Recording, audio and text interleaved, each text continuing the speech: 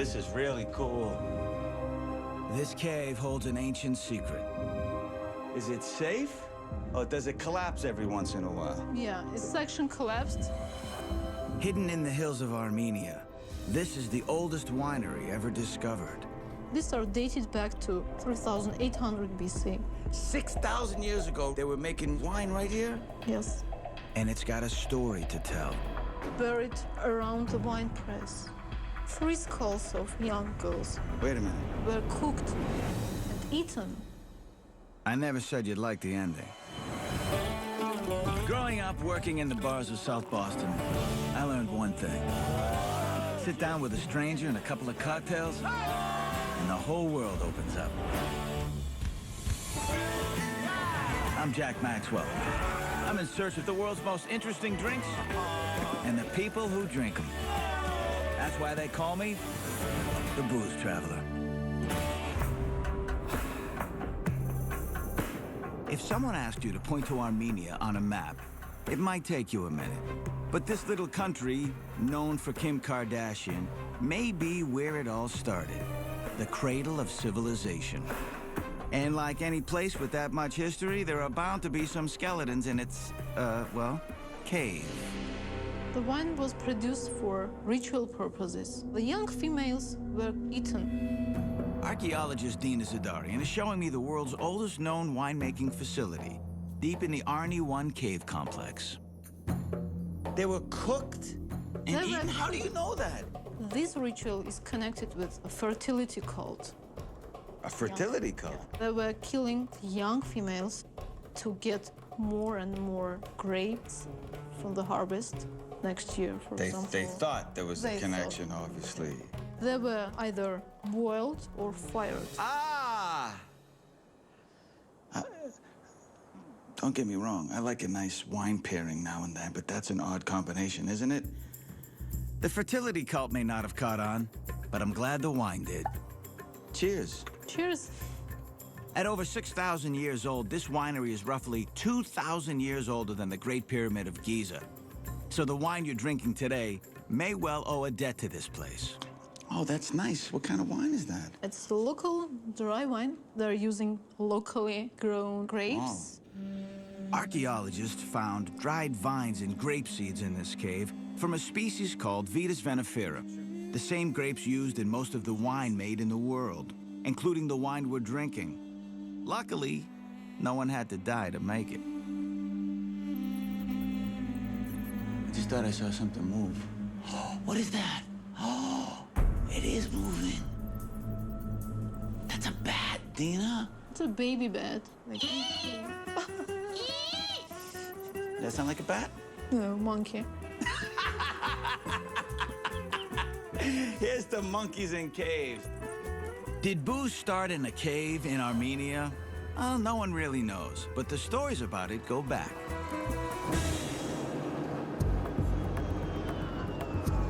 Way, way back.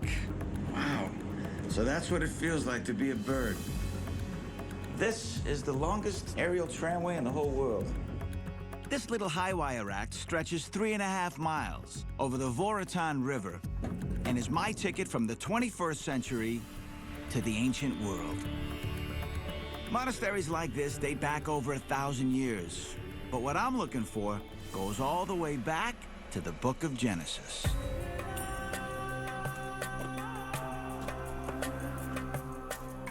Noah's Ark landed somewhere right over there, they say.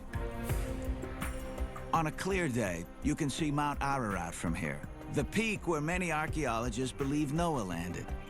16 mountain ranges crisscross Armenia, but Mount Ararat is their national symbol, even though today it's technically in Turkey.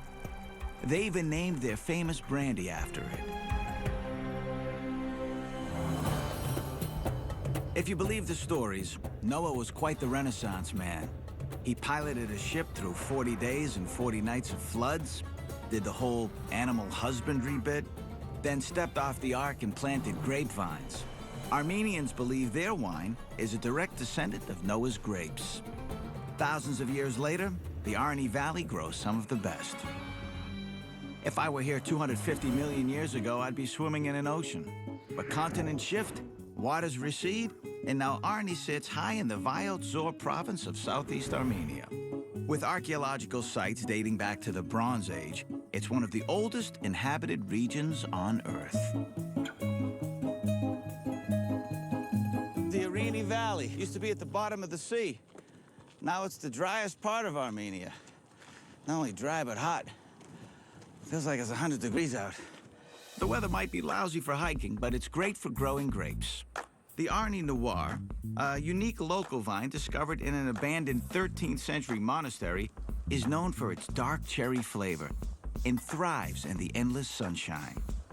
Local winemaker David Simonian grows some of the best. How long have you been dealing with grapes? From his childhood. It's August, harvest time, which means a celebration.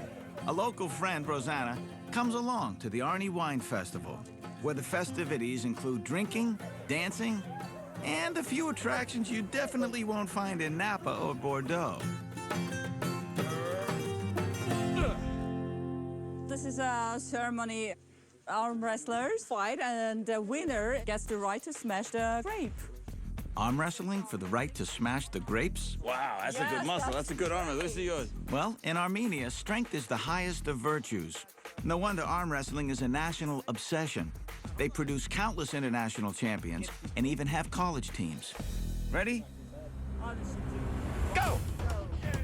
Armenia is a tiny country that's been invaded numerous times. Romans, Turks, Soviets, you name it. Okay, uh-oh. Through it all, these people have loyally clung to their mountain home. Sometimes, as they say here, strength is all you've got. Gotta go! Wait a minute! You were winning! How did that happen? So Nikita won. So he is going to put his feet into this ash, and only then he can smash the grape. Dry ash is an alkaline that contains potash, a germ-killing combo of potassium and ash. That's how they cleaned up 5,000 years ago, long before soap was invented. And I always thought the best thing to come out of a campfire was a nice s'more. Now we have to put the grape into this barrel. Let's do it. Yes. After thousands of years of evolution, the Arni grape is now extremely resistant to disease, and its thick skin protects it from drastic swings in day to night temperatures. Hey! So this is a tradition from the very beginning. He says it's a responsibility for him to carry this tradition. To make wine is an art. That's a great honor. All right, that's enough talk. What are you laughing at?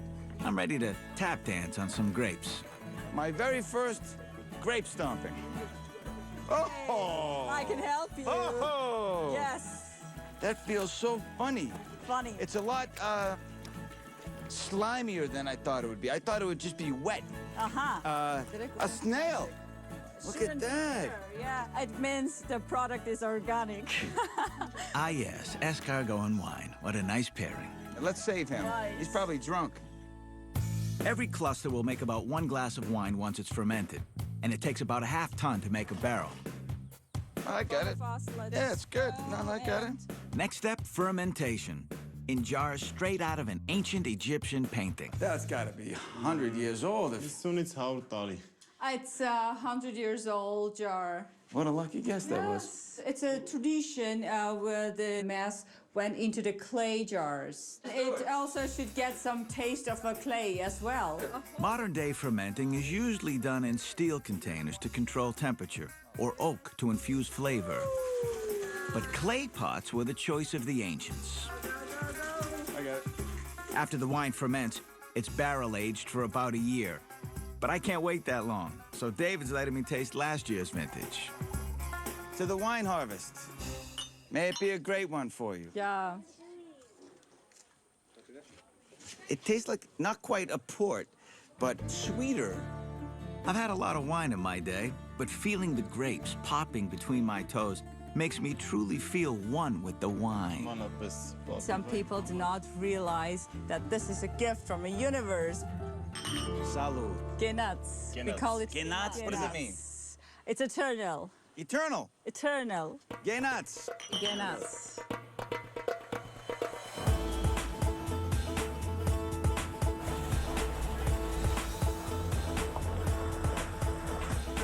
For thousands of years, the Silk Road cut right through this part of the world, and Armenia thrived on the trade between China and Europe. But you know, in the mountains, time runs faster, much faster. You don't feel it. Oh, I feel it, all right. I'm on my way to find the drink that put this country on the map. But to get there, I'm going off the map. Oh!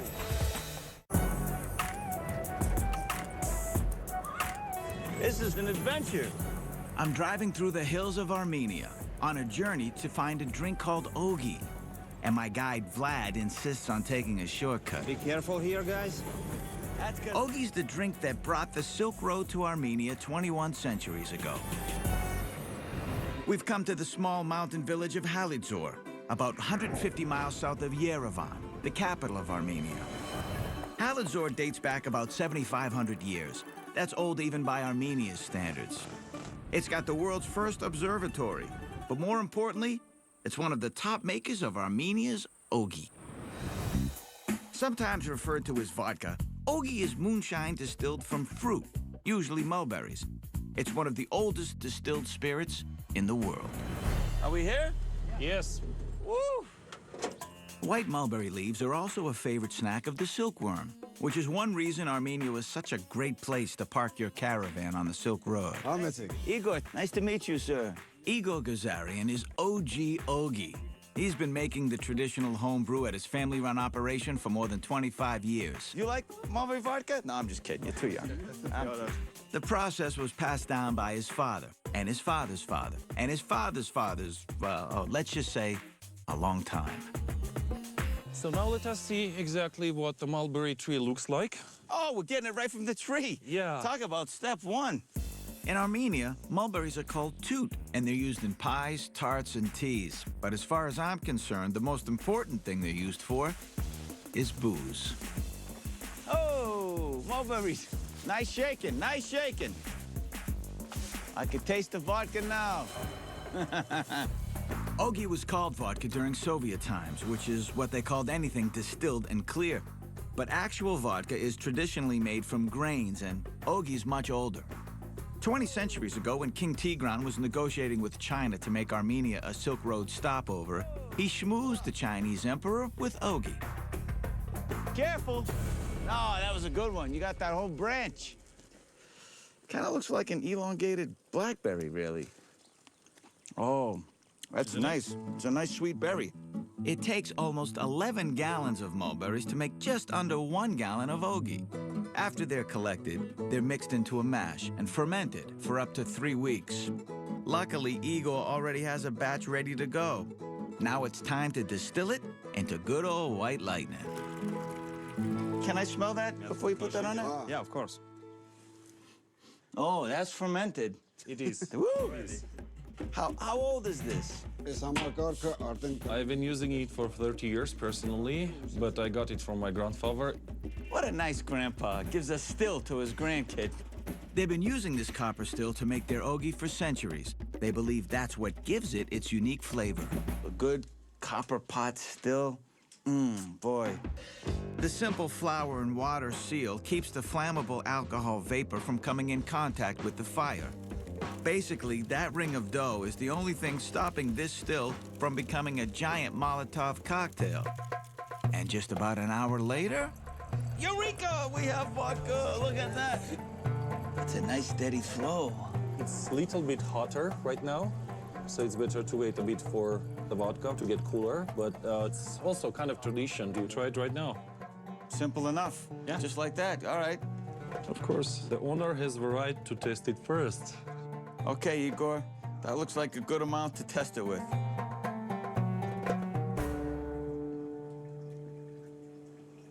Okay.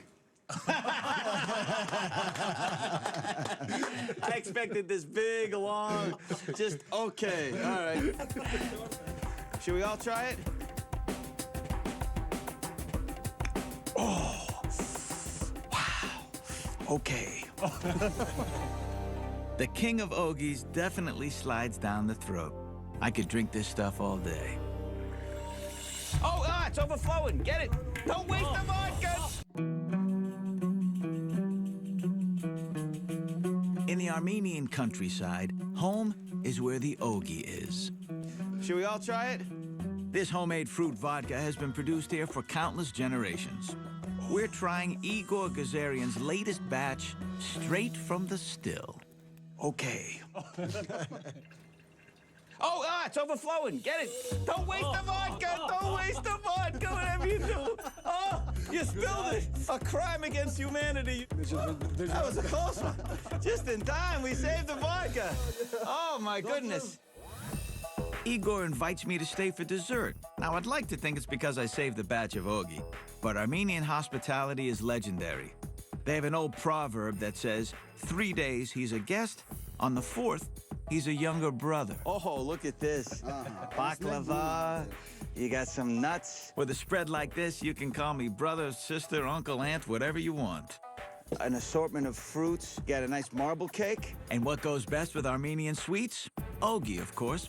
But before we drink, a toast is a must. I've been told that toasting is very important in the Armenian culture.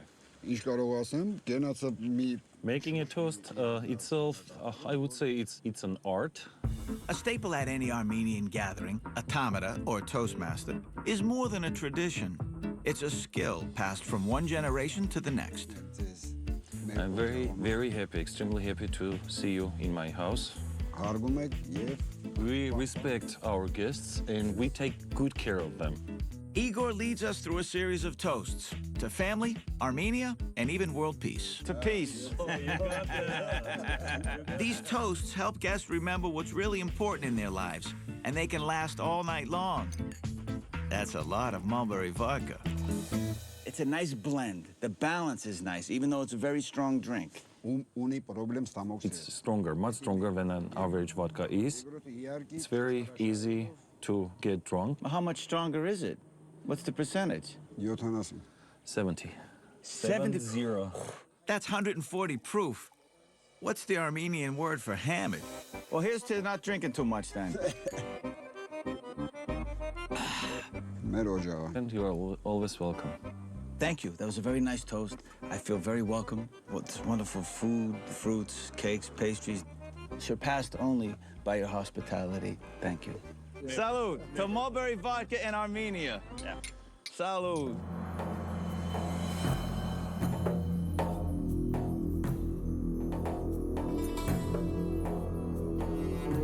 Caves have always been great places to hide illicit activity, like the caves of Appalachia. Perfect hideaways for southern bootleggers making moonshine. In Armenia, they made homemade hooch in caves too, like they did wine. Not because it was illegal, but because they lived there. These caves were once the largest village in eastern Armenia, and maybe its biggest distillery. The people here might have moved out of the caves, but they're still making homebrew of all kinds. And today, they're having a festival. This is the Mulberry Festival? Yes, we're in the town Goris. In the southern Shuning province, Goris celebrates mulberries for good reason. Centuries after the Silk Road, it's one of the region's biggest crops, like potatoes for Idaho. The festival's kind of a cross between Ren Fair and Farmer's Market, meant to champion Armenian traditions, and all the local Ogi makers are here showing off their stuff. I'm looking for vodka. What do you got? Homemade Ogi can be as high as 160 proof. Woo! And unlike Igor, this guy takes it to the limit. Thank you very much. Now, that's impressive. That is impressive. Oh! Kid, he's bouncing off his bum. That's common in Armenia? Every holiday, on special occasions, you can see that. Tightrope walking is a tradition that goes back to pagan times. It symbolizes balance between heaven and earth. It's a family thing here. Some clans are hundreds of years old, and when Armenia converted to Christianity, these guys were seen as holy men. That is amazing. Mulberry vodka, is it popular in all of Armenia or just in this region? It is popular all around Armenia, but this region is known specially for mulberry vodka. Because Ogi is homebrewed, it's like the snowflake of alcohols. No two are exactly alike. Can I try some mulberry vodka? Oh, man. Tastes like a raisin vodka. It's only mulberry. It's so strong. What's the alcohol content? 60 or 60% alcohol. even 65. Oh, even 65. I think it's closer to 65. They say a shot of ogi every day is necessary for longevity and good health. Hey, I believe it. Who made this?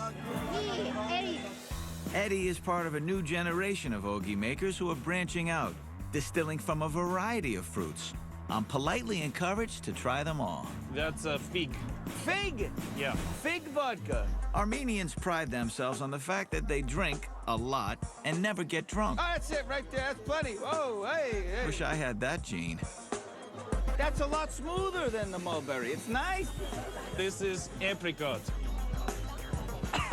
That's strong. the grape one. Grape vodka. Each kind of vodka is slightly different, with distinct aromas of herbs and fruit. That's the strongest one. Oh, is it? What the hell is that? Cornelian cherry, they call it. Cornelian cherry. Ah! That's a blowtorch. What if I mixed them all together? Have you ever done that? I'm gonna mix cherry vodka with apricot vodka, with grape vodka, with fig vodka, with mulberry vodka. I was 22 when I first discovered Long Island iced tea. For the first time in history, we're mixing 5 different vodkas. And like most 22-year-olds, I thought I was a genius. We'll call this the 5-finger death punch. Okay, maybe not so genius. Salud! Hey, Armenia! 5 vodkas! Salud!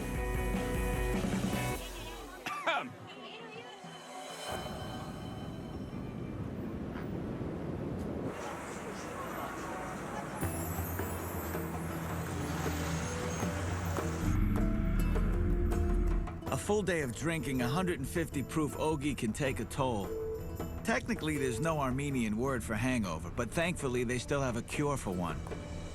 Vlad's taking me 37 miles outside of Yerevan to Sagonk village at the foot of the Pambak Mountains, to a guest house that serves the best cure around. There's only about 1,000 people here, but plenty of company on the road. Oh, look, more cows.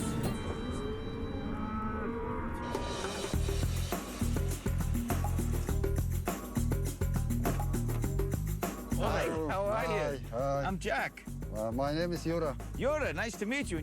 Yura Sargsyan is an award-winning chef who cooks up traditional Armenian dishes, like kash, at his guest house. This is the stuff. Oh, I gotta stir that up a little bit. Hush. What's in this thing? Oh, what is that? Water. Those are feet of a cow. That's a first for me. I'm not exactly head over heels on this one, but let's just hope I don't get, cold feet.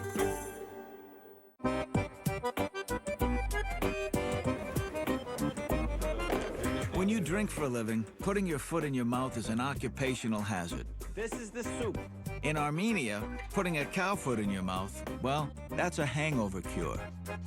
Feet of a cow. Or Hoofs. That's Yeah. cow hoofs? That's a first for me. The way my head feels, might be better not to question ancient Armenian wisdom. They tell me this thick bovine broth is packed with essential vitamins, the ones you lose when you're drinking. we simply cut feet of a cow or a bull, and then it takes about 6 hours to cook this dish. It's been said, eating kash without vodka is like belly dancing without a navel. Well, we wouldn't want that. Get out of the way. I don't want to get kicked by that cow's hoof. Originally, kash was the food of the poor. It's simply water and leftover cow parts. I guess there could be worse parts to choose from.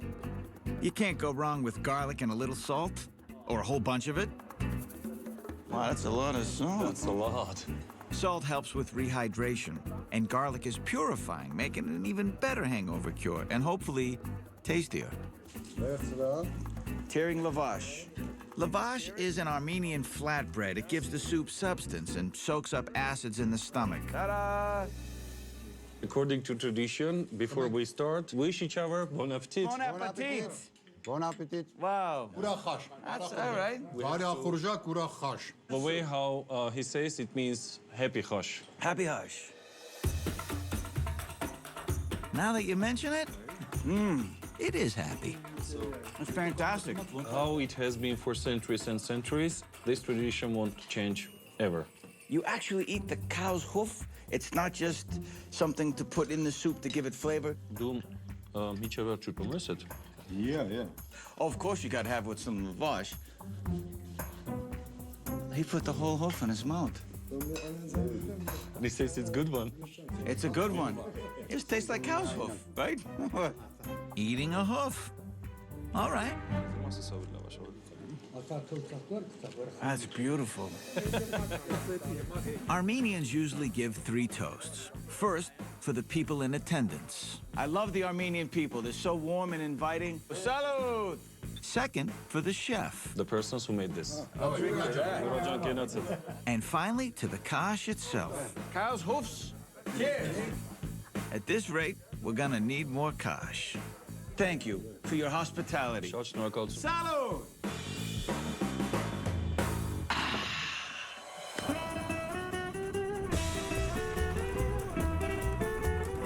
Back home when you're on the road, you're never too far from a truck stop cup of coffee.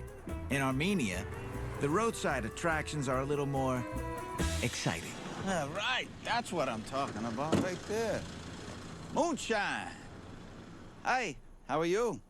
What do you have? Ooh, that sounds good. Can I try a little? Thank you. Ah, just like a lemonade stand. Well, not just like one. This is Armenian DIY spirit in action. You can get homemade wine. Oh, that's nice and sweet. And the stronger stuff, too. Oh, straight up, roadside, eye of the devil, moonshine. Nice.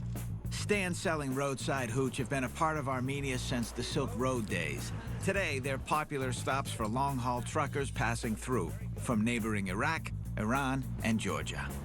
Can I buy this? I want to buy a bottle. 300.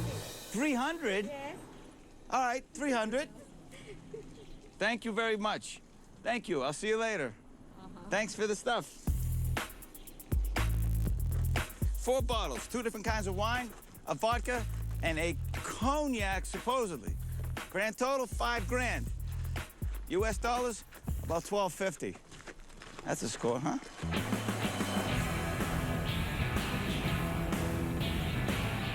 Winston Churchill once said the 4 essentials of life are hot baths, cold champagne, new peas, and old brandy. Well, especially if it's world peas, right? Churchill's favorite brandy, all right, one of them, is made right here in the Armenian capital of Yerevan. It just might be this booze that helped decide the fate of the world after World War II. Yerevan. Could be the Middle East. Feels like the middle of Europe, really. Almost like Paris. Bonjour. See what I mean? She said bonjour. Yerevan's one of the oldest inhabited cities in the world, and it owes its European flavor to Soviet architects who wanted to remake it as Paris or Vienna. Wonder how much brandy they were drinking when they came up with that one. You know, if there's only a big sign here that told us what they make. Oh, there it is, okay. The Yerevan Brandy Company makes Ararat, the most famous booze in Armenia. And brand ambassador Marina Badalian is giving me the VIP tour. First thing is the smell, though. You can smell. Oh, my goodness. I It have to smells so rich. It gets your taste buds going right away. Everywhere I go, people tell me, have you had Ararat? You gotta try Ararat. This is the best thing ever. In 1902, this humble Armenian brandy won the prestigious grand prize at the Paris exhibition, beating the French, who make cognac, the brandy. You know, they say that Ararat is the spirit of Armenia, and at first we can understand it as a soul, and only then as a beverage. What a great way to put it.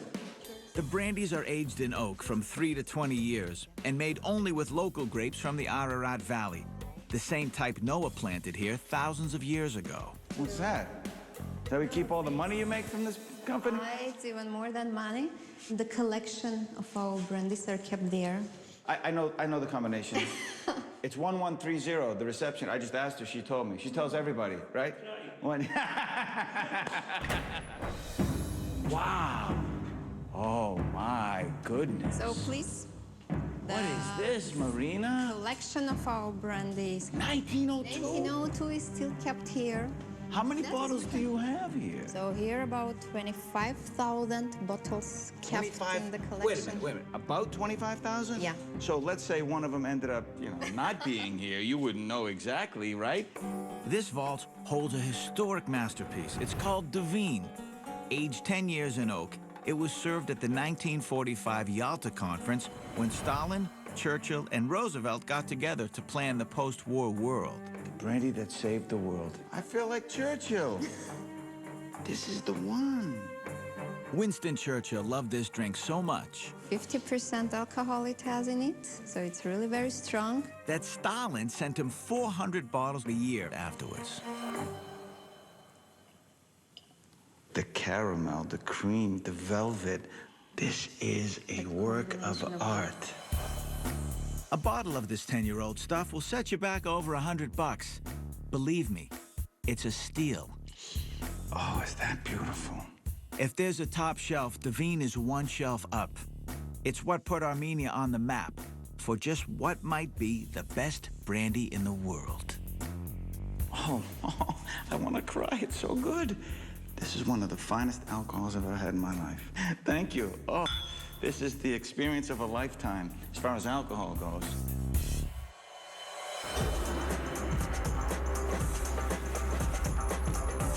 A lot of people are leaving the villages in Armenia to come right here to the capital, Yerevan, in search of opportunity. I'm following in their footsteps, but it's not career, it's cocktails I'm in search of.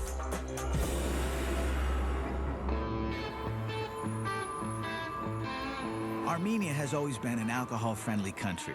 But for about 70 years under Soviet rule, their options were basically beer, wine, and vodka. Since the fall of the Soviet Union, the country's cocktail culture has caught up fast. Armenia's never had a prohibition, but today, it's hip enough to have a speakeasy. Hey, Hey, I'm looking for something particularly Armenian. You know a place hasn't truly arrived until it's gone retro. So it fits that Speakeasy is Yerevan's first specialty cocktail bar.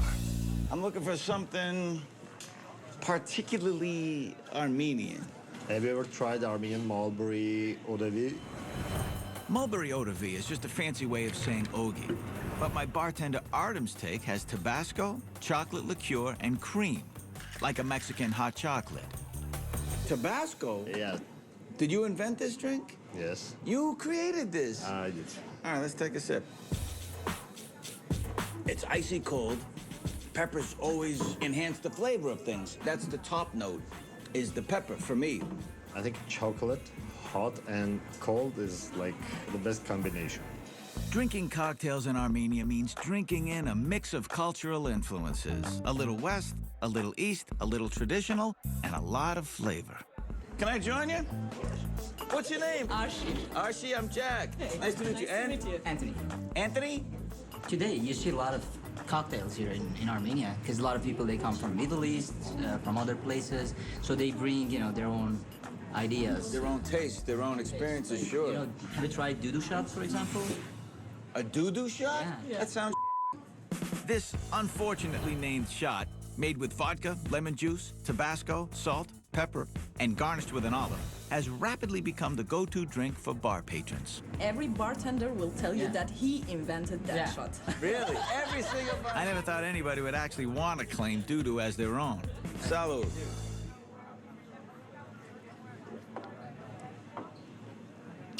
Wow. Ooh. That is such a weird drink because it's sweet, it's savory, so much salt. It has the heat from the Tabasco. I think you had enough hot today, yeah? Yeah. How did you find this one, Anthony? Very close friends. Yeah, we are childhood friends. Childhood friends. Yeah. Are you sure you're more than friends? Not yet. Oh, breaking news! Anthony and us. And if you say not yet, what are you waiting for? So how is the doo-doo? He said, changing the subject. I think I'm in doo-doo for putting you on the spot. Tomorrow, you're gonna say, I hate that guy.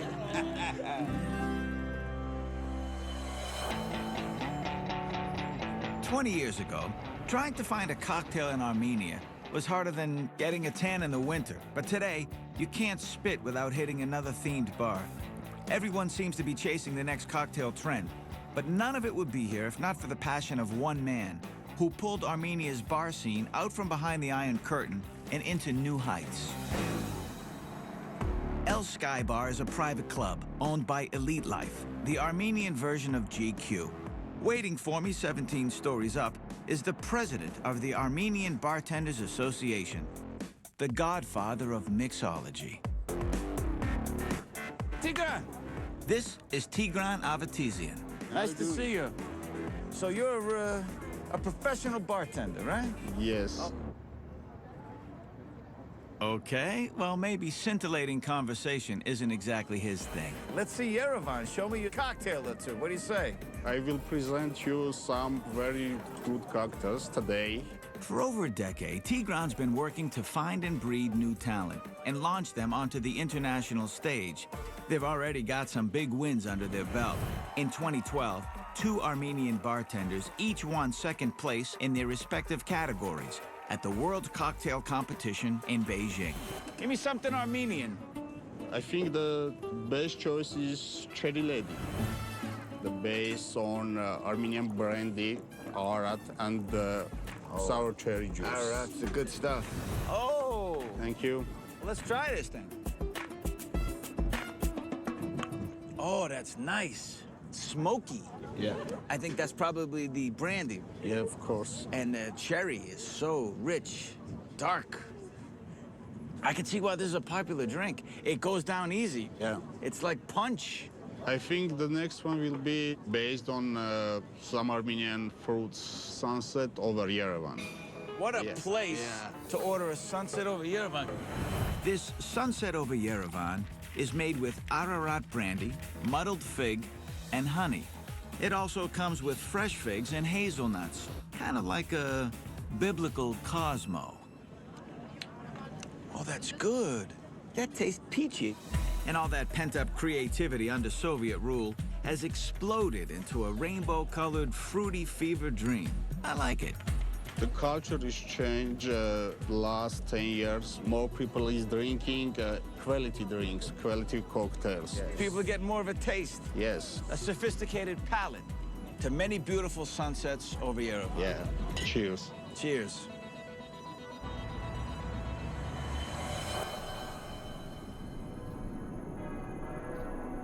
Something old, something new, something borrowed, and a whole lot of honking cars. Nothing like a wedding, huh?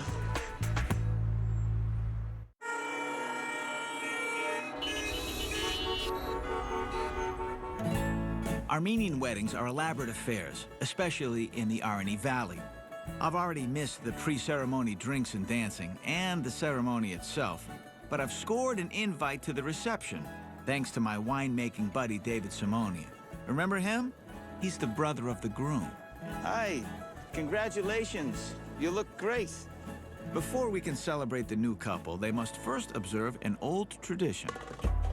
Why did they stop here, of all things, at this monument? This monument is dedicated to all the victims of World War II. This is act of respect. During World War II, more than 500,000 Armenians served in the Soviet Army, almost 1/3 of the population at the time, and nearly half of those didn't return home. Paying their respects here is more than an obligation. It's a way of asking for the marriage to be blessed. Is it custom for every newly married couple, Yes. right from the wedding, Yes. to come here only in this village? Well, surrounding villages as well.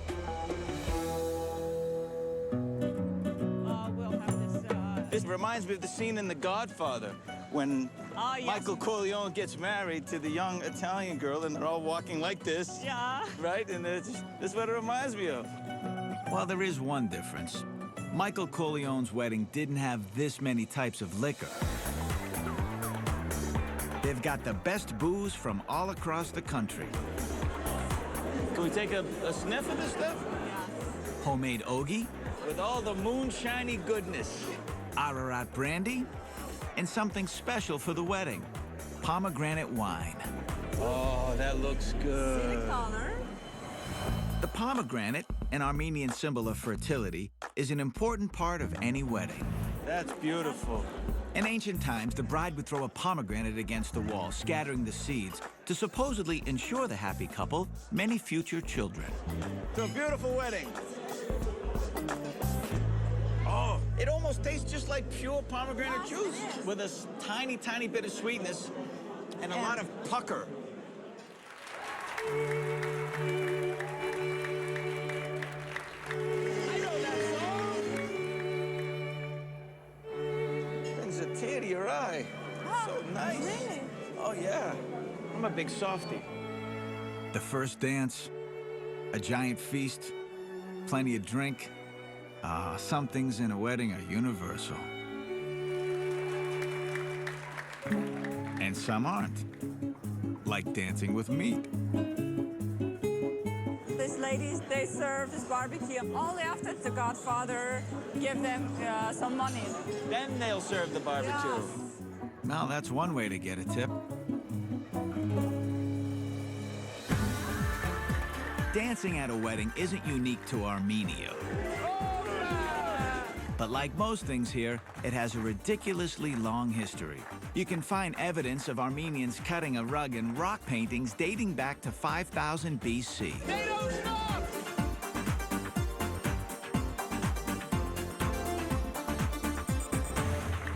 Woo! I thought that song would never end.